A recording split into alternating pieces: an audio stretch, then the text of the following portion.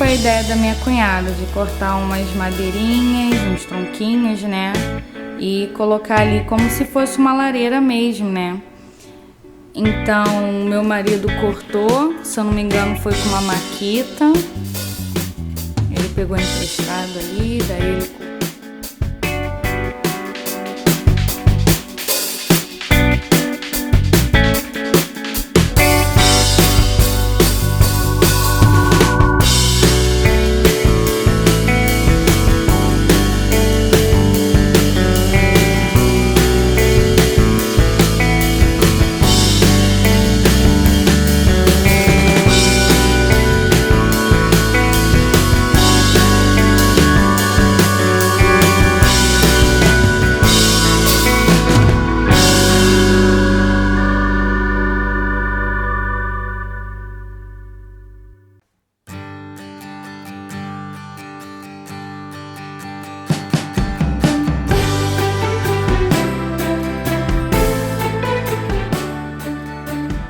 O que vocês acharam?